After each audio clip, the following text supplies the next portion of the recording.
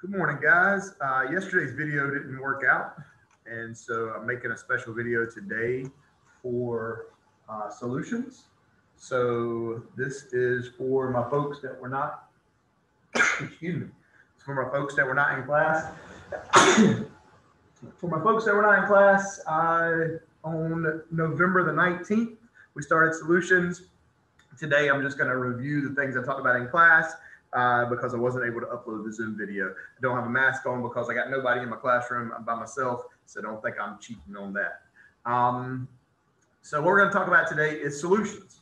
Solutions are a special type of homogeneous mixture. Now, if you remember back from the very beginning of the year, we talked about mixtures. Mixtures is where you combine two or more substances, but not chemically. So they're not bonded. They're not in equal distribution. They are just literally mixed together. So during that mixing process, you're going to either make a heterogeneous mixture and see the different parts, like something like this, where you have a heterogeneous mixture. You can see all the different pieces in there, or a homogeneous mixture, like something like salt water or well-mixed lemonade or Kool-Aid. Pepsi is a homogeneous mixture, where the pieces are mixed uniformly. If you take a solid or a gas and you mix it into a liquid, usually water, you create a solution. A solution is a solid or a gas dissolved in a liquid, like I said, usually water. Now, how you measure how much you have dissolved, you have to have defined terms. So you have the solute,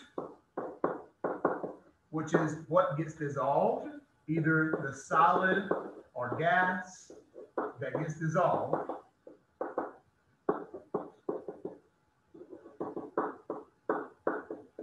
And you have the solvent. The solvent is what does the dissolving. Usually a liquid that does the dissolving.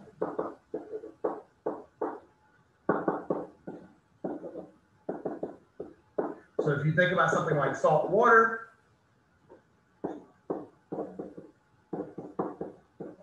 the salt would be a solute, and the water would be the solvent. The other thing to understand about solutions is concentration. Concentration is how you measure how much solute you have in your solvent.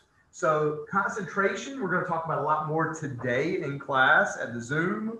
That's Friday, November 20th today. And we're going to measure that with molarity. But today we'll just talk real quick about concentration. Concentration is a measure of how much is dissolved. If you have a lot of stuff dissolved, it's called concentrated.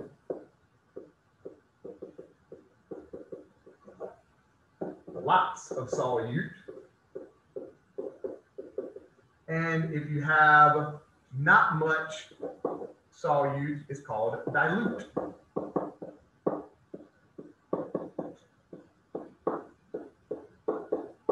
Right? So for example, you might have heard the word concentrate at the grocery store, like concentrated orange juice.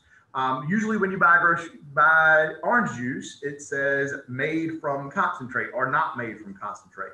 And why they do that is because you get oranges from Florida or California, not here.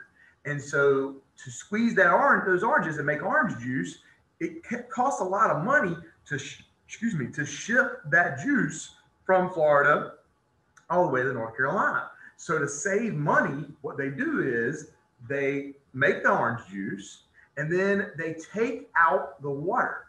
Orange juice is mostly water. Well, in North Carolina, we have plenty of water. So what they do is they boil off or evaporate off the water from the orange juice and make concentrated orange juice. Make these little cans or little containers of very, very concentrated orange juice that doesn't have much water in it. Then when they bring it to North Carolina in the factory or even in your home, if you buy the frozen concentrate, you mix water in with it and create the more dilute regular orange juice that you drink. And so you save money by not having to ship that water because we have the water. If you want to buy the cheapest orange juice in your grocery store, you buy the frozen orange juice concentrate and add your water at home. It's a way to save money, and there's no difference. Not from concentrate orange juice costs more because they had to ship the water. It's not better for you. It's not any different. Concentrated orange juice is just water removed, and you use North Carolina water rather than Florida water. Okay, so just how some words work like that. Today, though, tomorrow we're going to talk more about concentration with molarity, with today actually, November 20th. But in this conversation, we're going to talk mainly about solubility. And solubility is a property that every solid and gas has that says how much you can dissolve. How much can be dissolved, usually in water, at a given temperature.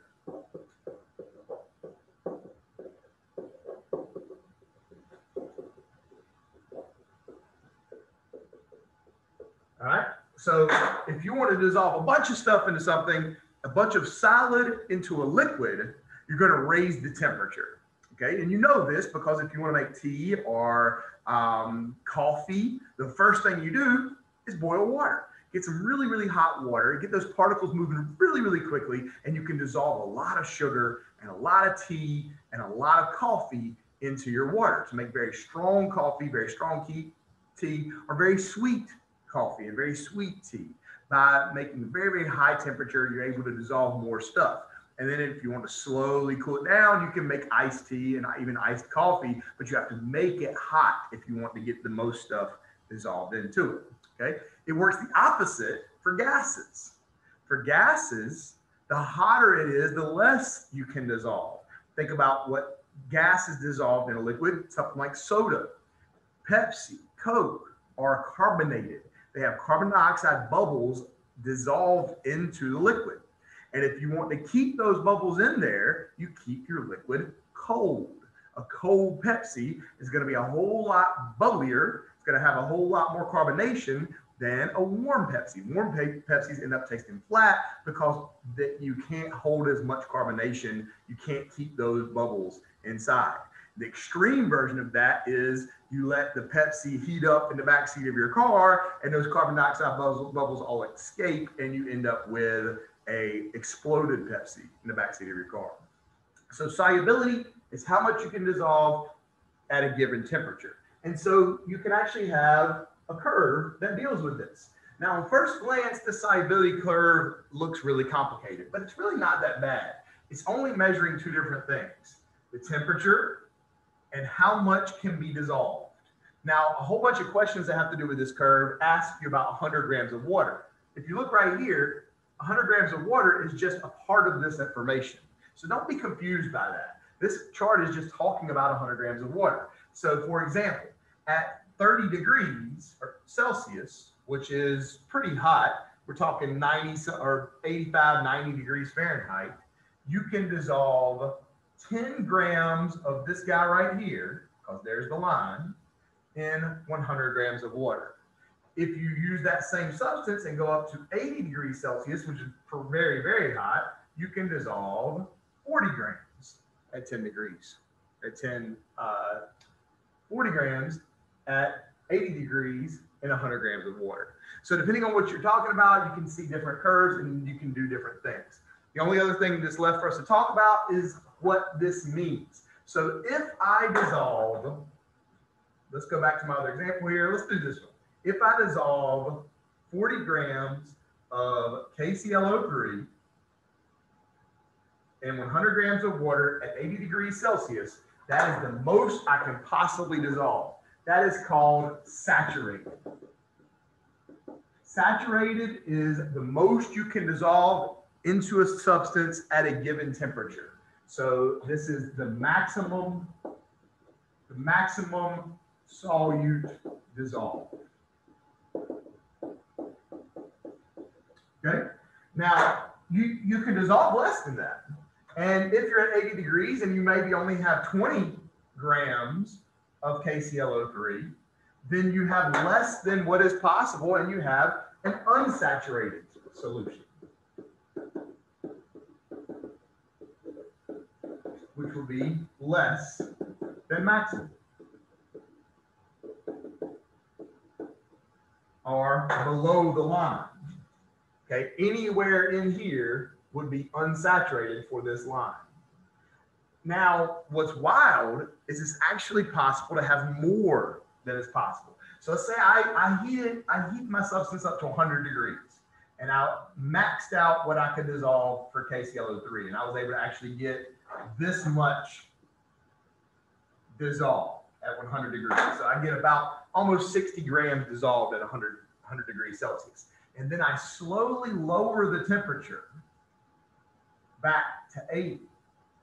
Now I'm above the line, and you can actually create a solution that has more solutes than should be possible. That is called a supersaturated solution.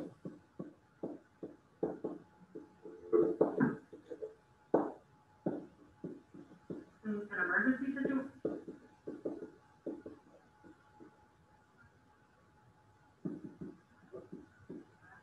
And we're having a lockdown here at school, so it's a modified lockdown, so I'm gonna keep on rolling. But you know, it's not a big deal. Don't let that panic you.